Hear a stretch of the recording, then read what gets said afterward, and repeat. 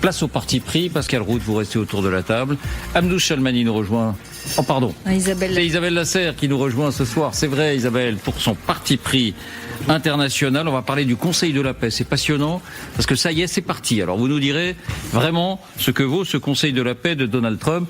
Mais c'est vous qui commencez, Route. Votre parti pris politique, c'est un autre effet de tous les événements dont on parle autour de LFI et de cette triste affaire de Lyon. Le cordon sanitaire change de côté, il change de bord. Le fameux front républicain ne se fait plus dans le même sens. Alors il était temps, moi je pense que la formule du cordon sanitaire vienne aussi s'appliquer à LFI. Il était jusqu'à présent exclusivement contre le Front National, devenu Rassemblement National, mais sa brutalisation de la vie politique et ses liaisons dangereuses le justifient pleinement. Depuis 24 heures, on a d'ailleurs entendu plusieurs dirigeants politiques le décréter contre les Insoumis. Mais attention, chacun a son idée du périmètre de ce cordon sanitaire. Et parfois c'est un peu différent. Mais d'abord revenons à l'origine de l'expression. C'est né en Europe, c'est-à-dire le Front républicain, ce qu'on a appelé.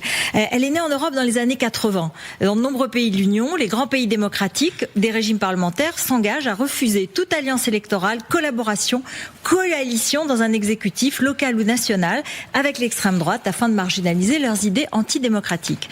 En France, l'expression apparaît pour la première fois en 1987 dans un manifeste signé par des personnalités de gauche.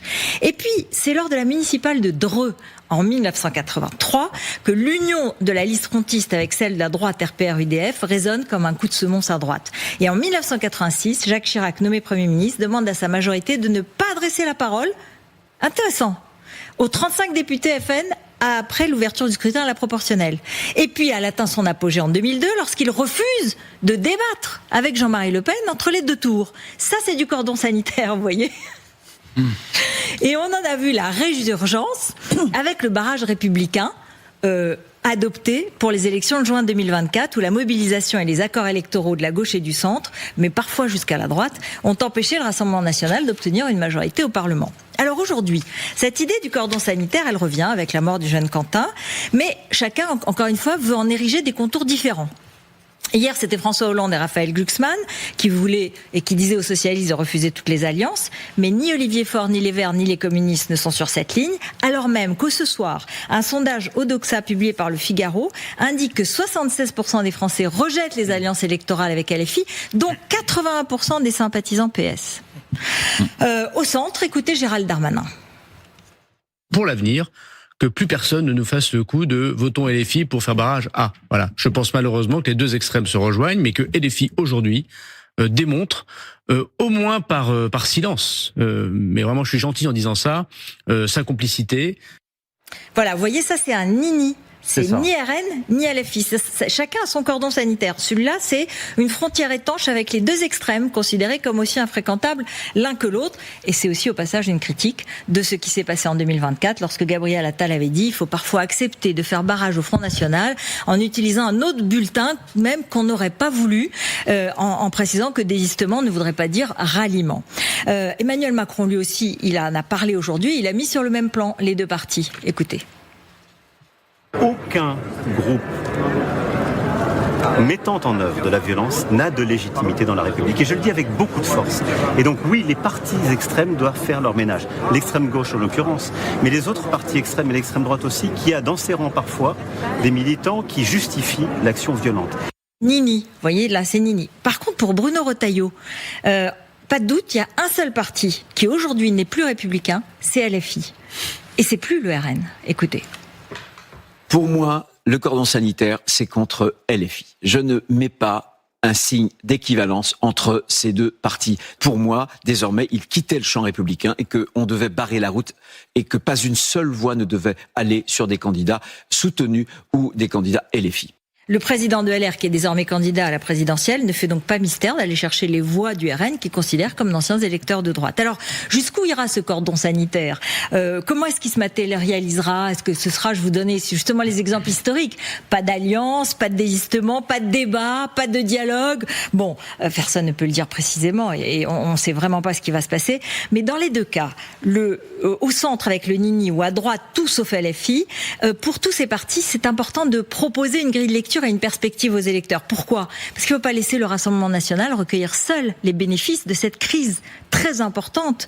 Depuis 48 heures, le parti de Jordan Bardella fait son miel du rejet quasi unanime des Insoumis. Et Jean-Marie Le Pen avait été très longtemps traité de diable de la République par ses saillies antisémites et racistes. Maintenant, Jean-Luc Mélenchon le remplace dans cette position et l'occasion est trop belle pour ne pas passer le mistigris, justement. Alors Jordan Bardella, il veut profiter de ce transfert de diabolisation pour aller encore plus loin. Il veut prétendre prendre la tête du combat contre le danger de l'extrême gauche. Écoutez. J'appelle donc à constituer un véritable cordon sanitaire pour isoler la France insoumise et la tenir à l'écart des institutions, que ce soit à l'Assemblée nationale où ses députés siègent dans de nombreuses instances ou en vue des prochaines élections municipales. Voilà, il veut être celui qui organise le Front républicain à l'envers contre LFI. Ça m'étonnerait que beaucoup de partis le suivent là-dessus, mais enfin, c'est tout à fait intéressant. Mais je conclus quand même parce que je trouve que le Rassemblement national, et notamment Jordan Bardella, devrait se montrer un peu plus prudent. Parce qu'il est effectivement soucieux de plus s'afficher aux côtés de groupuscules sulfureux. Mais quand même, qui est-ce qui était présent à la manifestation de dimanche dernier en hommage à Quentin à côté de 2 eurodéputés, Philippe Ollivier et Pierre-Romain Thionnet, qui était son ancien assistant parlementaire devenu eurodéputé. Donc ils étaient à la manifestation, à côté de qui il y avait les natifs qui viennent de Génération Identitaire, le fameux GUD et bien d'autres groupuscules. Et c'est pas fini, c'est-à-dire que maintenant on commence à regarder aussi de l'autre côté. Donc je suis pas sûre que Jordan Bardella a intérêt à être aussi affirmatif et aussi ambitieux dans cette nouvelle carrière de meneur d'un front républicain à l'envers. Pascal ? Non, je partage tous ces éléments. Je pense que le Rassemblement national doit être très, très prudent. Oui, en effet. Votre parti pris économique, Pascal, on se souvient de cette polémique sur les millionnaires ou les milliardaires qui supposément ne payaient pas d'impôt sur le revenu. Il y a eu vérification, il y a eu examen des notes de Bercy et finalement il apparaît que plus de 13 000 millionnaires ne sont pas imposés sur le revenu. Vous dites attention parce qu'un millionnaire peut en cacher un autre. Pourquoi ? Oui, alors on va essayer d'expliquer les choses simplement. En effet, vous avez raison. Éric Bompard, qui est l'ancien ministre de l'économie, qui vient de la gauche, avait affirmé que en France, 13 000 foyers fiscaux présumés riches, et j'insiste sur le présumé riche, ne payaient pas d'impôt sur le revenu. Et à l'époque, d'ailleurs, Amélie de Montchalin, qui était déjà ministre des Comptes publics, avait estimé que ça n'était pas vrai. Et donc le Sénat, qui est une espèce de juge de paix, a fait un travail d'inventaire et nous dit en substance, oui, il y a riches et riches sur la base des données qui existent aujourd'hui, qui remontent à 2016. Vous voyez, c'est pas tout à fait récent. Il nous manque de la documentation pour avoir une vue peut-être plus contemporaine, mais sur la base de ces données, première étude, premier tableau, il y a en effet quelques milliardaires. Je dis bien quelques milliardaires, je parle pas de millionnaires là, qui payent l'IFI, l'impôt sur la fortune immobilière, c'est ça, et qui ne payent pas d'impôt sur le revenu. Alors c'est 0,0002%, soit 78 foyers fiscaux. Et puis il y a une deuxième note du Sénat qui élargit l'étude sur le panel qu'on évoquait, 190 000 foyers qui sont soumis à l'IFI en France, et vous en avez 7,3, c'est le chiffre que vous citiez tout à l'heure, qui sont dans cet ensemble de foyers qui tout à la fois payent l'IFI, mais ne payent pas d'impôt sur le revenu. Alors 7,3, ça fait environ 13 000 foyers. Alors attention toutefois, parce que parmi ces 13 335, vous avez des propriétaires immobiliers. Alors ce sont des propriétaires déjà anciens. C'est sensible, ça compte, ou des héritiers. Ils ont pu hériter, par exemple, d'un terrain sur l'île de Ré. Quelques centaines de mètres carrés sur l'île de Ré valent une fortune. Les fameux paysans de l'île de Ré. Alors, les fameux paysans de l'île de Ré qui avaient des champs de présalés pratiquement et qui aujourd'hui sont propriétaires d'un actif immobilier en substance là qui a une valeur considérable. C'est vrai, mais qui gagnent pas beaucoup. Non, alors c'est vrai aussi de ceux qui ont hérité d'un bel appartement à Paris ou qui ont hérité d'un F3 sur la baie des Anges à Nice. Enfin, on pourrait multiplier les exemples à l'infini. On sait que l'immobilier a beaucoup augmenté. Et le paradoxe, en effet, David, c'est que une partie des propriétaires de ces biens aujourd'hui, qui sont ou des biens hérités ou des biens acquis de longue date, ont des revenus modestes. Et au point d'ailleurs que pour eux, leur patrimoine immobilier est devenu un centre de coûts et pas un centre de revenus. Je pense en particulier aux retraités dont les revenus ont baissé. Par définition, quand vous touchez votre retraite, votre pension de retraite en général est inférieure à ce qu'était le revenu de l'activité. L'âge moyen des assujettis à l'IFI est de 70 ans. Donc vous voyez qu'on est vraiment dans le périmètre de cette population, et vous avez là des propriétaires qui certes ne payent pas l'impôt sur le revenu, mais comme vous et moi, on paye pas l'impôt sur le revenu quand on est propriétaire immobilier, on paye l'IFI et puis on paye la taxe foncière. Si ces personnes disposent d'un patrimoine mobilier, c'est-à-dire d'un patrimoine financier, et si ce patrimoine donne lieu à des revenus, ils payent la CSG, ils payent la flat tax qui est de plus de 30%, 32% de mémoire aujourd'hui. 31,4. 31,4. Et donc, on ne peut pas dire que ces gens ne payent pas d'impôt. Mais pas forcément l'impôt sur le revenu. Pas l'impôt sur le revenu. Donc, il y a confusion tout à la fois entre le stock et le flux. C'est-à-dire qu'il y a des gens qui mélangent allègrement tout à la fois le patrimoine et puis les revenus du travail. Et donc, je dis, au fond, quand même beaucoup de bruit pour pas grand-chose. Il y a aussi quand même des personnes très aisées qui ont un patrimoine très élevé. Je vais y venir, mais je tiens à vous dire quelque chose auparavant. Parce que tout ceci insinue que les riches seraient des tricheurs et ne paieraient pas l'impôt. Monsieur Lombard, il vient du Parti socialiste. Il est réputé proche d'Olivier Faure. Et il est atteint, lui aussi, par le syndrome fiscal. Est-ce que, finalement, cette sortie n'est pas faite pour masquer autre chose ? Moi, j'ai consulté le programme présidentiel du Parti socialiste et une des propositions vise notamment à la fusion de l'impôt sur le revenu et de la CSG. Pourquoi ? Pour deux raisons. Pour rendre la CSG progressive alors qu'elle est aujourd'hui proportionnelle, et donc pour en exonérer à terme une partie des contribuables et pour la faire supporter par les plus riches. Alors vous avez raison, il y a en effet des parades légales pour réduire ces impôts, le régime des holdings notamment qui a été critiqué, mais aussi celui de l'apport-cession, c'est-à-dire que vous reportez l'impôt dans le cadre d'une cession de biens à l'intérieur d'une entreprise, par exemple, et ça peut être fait de façon quasi indéfinie jusqu'à la transmission, et donc vous avez des gens qui échappent à l'impôt, mais c'est relativement marginal. J'ajoute que ce sont des dispositifs légaux, que personne n'y a touché à ce stade, pas même la dernière présidence socialiste. Alors, beaucoup d'insinuations quand même, et puis la nécessité sans doute dans ce débat de rappeler une réalité qui, elle, est incontestable, puisqu'on parle d'impôt sur le revenu, 57% des foyers fiscaux ne le payent pas en France. Avant de vous donner la parole, Isabelle, cette indication, mais qui confirme ce qu'on disait, c'est-à-dire que les réquisitions du procureur sont suivies dans l'affaire de la mort de Quentin Derenque, et petit à petit, les mises en examen tombent, et c'est le cas en l'occurrence pour Jacques-Élie Favreau, l'assistant parlementaire du député LFI Raphaël Arnaud, qui est mis en examen donc pour homicide volontaire et aussi pour complicité par instigation. Voilà ce qu'on apprend. C'est en train de tomber peu à peu pour toutes les personnes.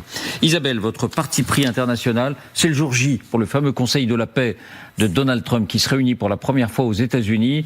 Et vous nous dites si c'est du sérieux ou pas. C'est sa première réunion, ce Conseil de la paix, qui vise à assurer la reconstruction et la stabilisation de Gaza.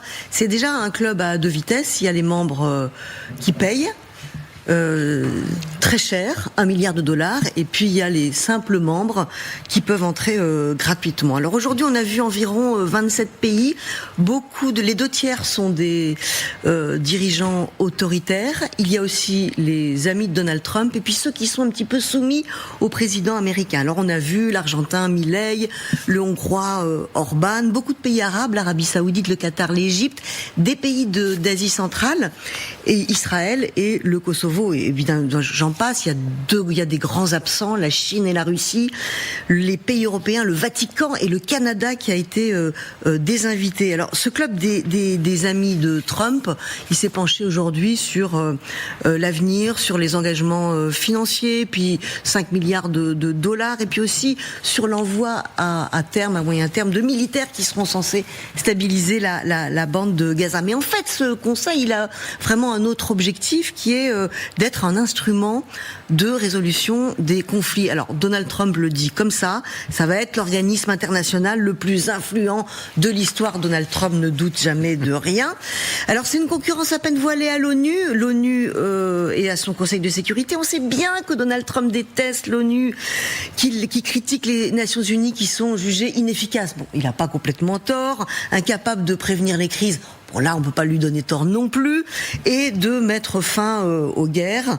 Il critique d'ailleurs de façon générale les organisations internationales, le droit international et le système multilatéral. Trop de règles contraignantes, trop d'impuissance aussi. Donald Trump veut refonder le système international, dont il abat une par une les cloisons avec des aides, Vladimir Poutine et Xi Jinping, pour mieux le dominer. Après la création de ce Conseil de la paix, voilà ce qu'il a dit, je le cite: nous pourrons faire à peu près tout ce que nous voulons.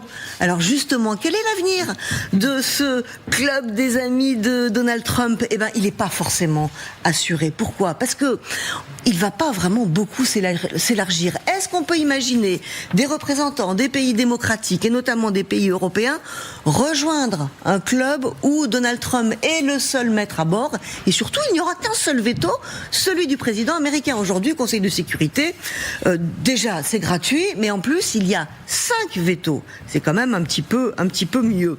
Deuxième problème, la seconde phase du plan trumpien de paix pour Gaza, le désarmement du Hamas, qui est absolument crucial, n'a pas encore commencé, et pour l'instant il est assez mal engagé. C'est crucial pour la suite, c'est crucial aussi pour les obsessions financières et immobilières de Donald Trump, qui n'a pas renoncé à vouloir faire de Gaza une Riviera. Alors s'il n'a pas plus de résultats politiques et de résultats aussi humanitaires, la crédibilité de ce Board of Peace va s'effondrer rapidement, et il ne restera que le narcissisme d'un projet illusoire. En attendant, il a quand même réussi à diviser l'Europe, parce que cette initiative avait été, cette première réunion avait été, et cette initiative a été critiquée par les Européens, qui considèrent qu'on n'a pas à régler les problèmes en dehors d'une architecture collective. C'était la théorie, parce que dans la pratique, il y a plein de petits pays européens qui sont venus en tant qu'observateurs aujourd'hui, puis il y a même l'Union européenne qui a envoyé pour écouter une représentante, et ça fait absolument sans concertation. Ça a beaucoup énervé la France, la Belgique et l'Espagne. Et donc la France, Isabelle, à l'instant, Jean-Noël Barrot, ministre des Affaires étrangères, la Commission européenne n'aurait jamais dû assister à cette réunion inaugurale, elle n'en avait pas reçu le mandat. Voilà, donc est-ce que ce sera une chimère, ce Conseil pour la paix, ou un nouvel instrument pour gérer les crises? L'avenir nous le dira. En tout cas, il y a une chose qui est certaine, c'est qu'il confirme la décomposition du système international. Là-dessus, on ne peut pas se tromper. Merci à vous trois pour ces partis pris. Merci à vous de nous avoir suivis.